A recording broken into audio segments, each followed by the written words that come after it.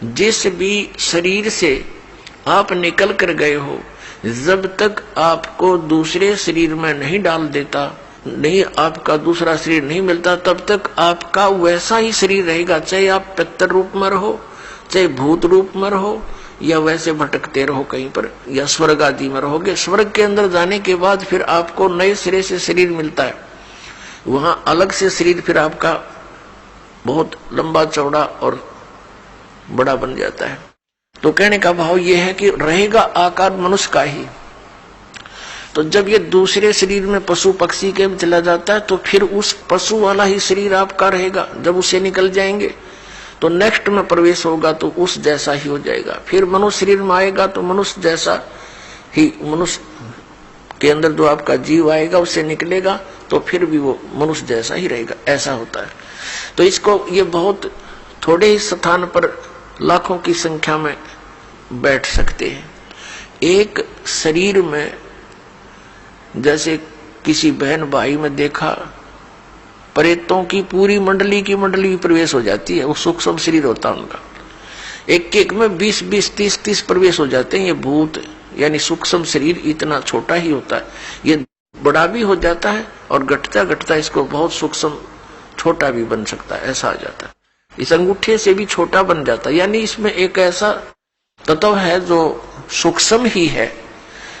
अब उसका क्या आपको प्रमाण दें? जैसे जो भक्त इस दास से उपदेशी हैं, परमपिता की यथार्थ भक्ति कर रहे हैं, उनकी आंखों के सामने कुछ भक्ति के लक्षण दिखाई देते हैं। ऐसे सूक्ष्म है, वो तार से दिखाई देंगे, कुछ और भी बहुत सी ऐसे नजर आएंगे। वो इतने सूक्ष्म होते हैं, वो आपके भक्ति के परिणाम है, लक्षण है। आपकी कितनी भक्ति बढ़ गई है वो उसका वो समझ लो पैमाना है।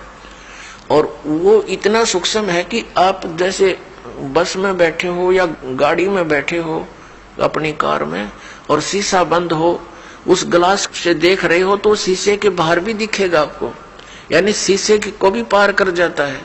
और अंदर देखोगे तो यहाँ निकट से निकट भी बहुत छोटा भी हो जाता है। तो इस टाइप का सूक्ष्म शरीर होता है जो यहाँ की दूरबीन सूक्ष्मदर्शी या फोटो कैमरे में नहीं आ सकता। वो सूक्ष्म ऐसा होता है शरीर।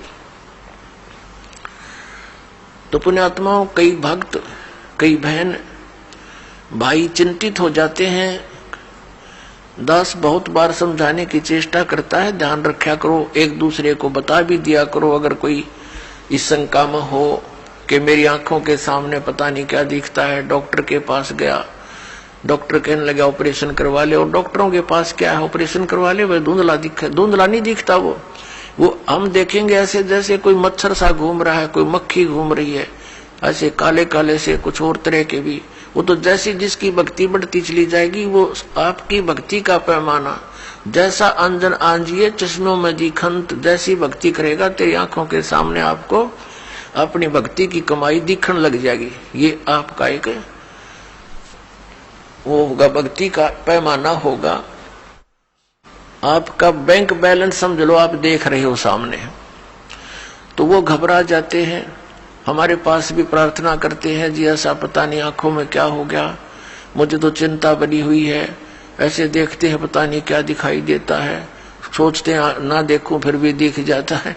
फिर उनको समझाते हैं कि ये आपकी भक्ति की कमाई दिखाई दे रही है, ये नहीं है तो आपका माइनस आपकी भक्ति, फिर भक्ति चली नहीं आपकी। इसे आपकी भक्ति संग्रह होगा, वो धन वो दिखाई दे रहा है आपको, बाहर है, वो अंदर दिखता है, उसका रिफ्लेक्शन बाहर आपको, तो संतुष्ट होते हैं। तो पुण्यात्माओं, ये वो भक्ति है कि आपको आपके समक्ष दिखाई दे रही होती, तो घबराना नहीं होता।